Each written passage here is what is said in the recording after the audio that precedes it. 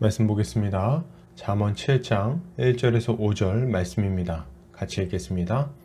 내 아들아, 내 말을 지키며 내 계명을 간직하라. 내 계명을 지켜 살며 내 법을 내 눈동자처럼 지키라. 이것을 내 손가락에 매며 이것을 내 마음판에 새기라. 지혜에게 너는 내 누이라 하며 명철에게 너는 내 친족이라 하라. 그리하면 이것이 너를 지켜서 음녀에게 말로 호리는 이방 여인에게 빠지지 않게 하리라. 아멘. 잠언 7장 1절에서 5절까지 간직하라, 지키라, 새기라 라는 제목으로 말씀 보도록 하겠습니다. 신자는 말씀을 그 무엇보다도 중요하게 생각하며 살아갑니다. 말씀이 신자의 삶을 지도하고 인도하고 보호하여 생명을 얻게 하기 때문입니다. 그렇기에 신자는 말씀의 다스림을 받으며 살아가는 것을 아주 힘쓰는 거예요. 오늘 본문을 통해서 이에 대해 함께 살펴보도록 하겠습니다. 오늘 잠언 기자는 이렇게 말합니다. 내 아들아, 내 말을 지키며 내 계명을 간직하라. 내 계명을 지켜 살며 내 법을 내 눈동자처럼 지키라. 이것을 내 손가락에 매며 이것을 내 마음판에 새기라. 잠언 기자는 자신의 영적 자녀들에게 자신의 말을 지키라고 말합니다. 그는 자신의 계명을 간직하고 자신의 법을 눈동자처럼 지키며 마음판에 새기라고 권면하죠. 이것은 하나님의 말씀을 듣는 자들이 어떠한 태도로 말씀을 받아야 하는지를 잘 보여주는 말입니다. 여러분, 신자는 하나님의 말씀을 마음에 간직하고 그것을 빼앗기지 않게 지키고 마음판에 새겨서 항상 그 가운데 순종하며 살기를 힘써야 합니다. 우리는 많은 사람들이 말씀은 말씀대로, 삶은 삶대로 살아가는 이중적인 모습을 자주 보게 됩니다. 이렇게 말씀과 떨어진 삶을 살아가기에 이 시대의 많은 성도들이 점차 거룩하면서 멀어지게 되는 거죠. 그런 의미에서 우리는 하나님의 말씀을 마음에 간직해야 되겠습니다. 말씀을 듣고 흘려보내는 것이 아니라 그것을 좋은 마음으로 받아서 내 것으로 삼아야 한다는 말이죠. 바다에서 진주를 발견한 사람처럼 그것을 소중하게 간직하고 잃어버리지 않아야 하는 것입니다. 또한 우리는 받은 말씀을 잘 지켜야 됩니다.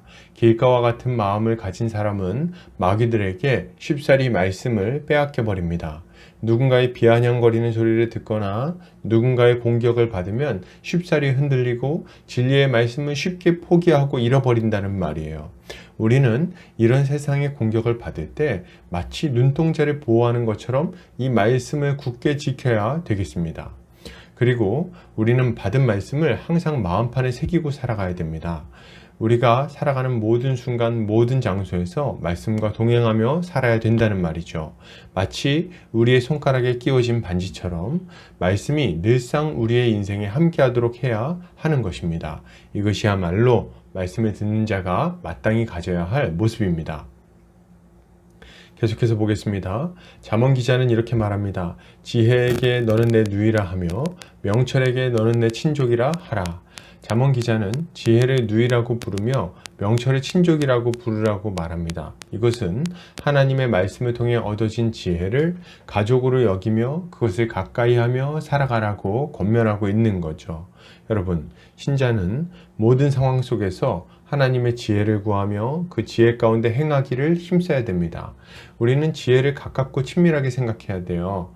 우리가 인생의 여러 일들을 결정할 때 가족들과 의논하고 그들의 조언을 기초로 결정하는 것처럼 지혜를 가까이 해야 됩니다. 우리는 인생의 중대한 결정을 할 때나 혹은 삶의 여러 결정들을 내릴 때 하나님의 지혜를 구해야 됩니다.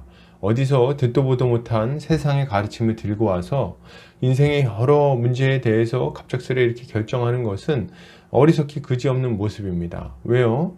세상에서 우리에게 이러저러한 이야기를 해주는 사람들은 우리의 인생에 아무런 책임을 지지 않기 때문에 그렇습니다. 우리가 가족들의 의견에 귀를 기울이는 이유가 뭡니까? 그들이 나와 운명 공동체이기 때문에 그렇습니다. 그리고 만약 내 선택이 좋지 않은 결과를 가져왔을 때 그것에 대해서도 함께 책임지고 함께 해결해 나갈 사람들이기 때문에 그런 거예요. 그들은 자신의 유익을 구하지 않고 진심으로 우리를 생각하며 우리를 위해 조언해 줄 사람들입니다. 그러니 가족의 조언을 가치 있고 무거운 것으로 받아들이는 것 아니겠습니까? 우리는 하나님의 지혜를 이와 같이 받아들여야 되는 거예요. 왜냐하면 하나님께서 말씀을 통해 우리에게 주시는 지혜는 우리를 살리고자 하시는 하늘 아버지가 주시는 것이기 때문에 그렇습니다. 그리고 우리의 하늘 아버지는 우리의 인생을 기꺼이 책임져 주시는 분이기도 하세요. 그러므로 우리는 인생의 여러 결정을 앞두었을 때 말씀 안에서 하나님의 지혜를 구하고 그분의 지혜를 기초로 결정하고 행해야 할 것입니다. 이것이 지혜로운 길을 가고자 하는 자가 가져야 할 마땅한 모습입니다. 계속해서 보겠습니다. 잠언 기자는 이렇게 말합니다. 그리하면 이것이 너를 지켜서 음녀에게 말로 호리는 이방 여인에게 빠지지 않게 하리라. 잠언 기자는 이처럼 말씀을 지키고 그 지혜를 따라 살아가면 그것이 너를 지킬 것이라고 말합니다. 그리고 말로 유혹하여 넘어뜨리는 이방 여인에게 빠지지 않도록 지켜줄 거라고 말하죠. 이것은 하나님의 말씀이 우리 안에 역사해서 악한 죄 가운데 빠지지 않을 수 있게 해준다는 것을 알려주는 말입니다. 여러분, 신자는 말씀을 통해 지혜를 얻고 그에 순종하며 살아갈 때 그 말씀이 우리를 죄로부터 지켜준다는 것을 알아야 됩니다. 우리가 말씀을 듣고 그것을 마음에 새기며 순종하고자 할 때 말씀은 우리 안에서 선하게 역사합니다. 먼저 말씀은 우리에게 분별력을 주어서 무엇이 죄인지 무엇이 의로운 길인지를 분별하게 해줘요. 그리고 악인들의 악한 유혹에 쉽사리 넘어지지 않게 우리를 깨우쳐 줍니다. 그리고 실수로 넘어진다고 해도 우리를 책망하여 다시 정신을 차리고 돌이킬 수 있도록 해주는 거죠. 이게 다가 아닙니다.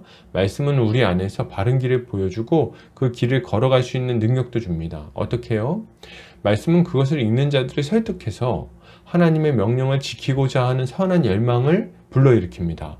죄된 길을 살아가는 것이 얼마나 끔찍하고 어리석은 일인지를 알게 하고 그 비참한 예를 보여줘서 그 길을 걷고 있는 자신의 모습에 대해서 애통해하고 돌이키도록 만드는 거예요. 그래서 죄를 멀리하고 의를 가까이하는 삶을 살게 만드는 거죠. 우리가 이렇게 말씀을 볼 때 성령께서 또한 역사하셔서 우리가 이 말씀을 따라 순종할 수 있도록 안에서 내적인 능력을 또 부어주십니다. 그러므로 여러분, 말씀을 가까이 하시기 바랍니다. 말씀을 볼 때 이 말씀이 우리를 지켜서 악한 세상의 유혹에 넘어지지 않게 해줄 것입니다. 결론을 드립니다. 여러분, 신자는 말씀을 들을 때 그것을 간직하고 지키며 마음에 새겨야 됩니다. 그리고 말씀을 통해 얻은 지혜를 가지고 순간순간을 살아가야 돼요.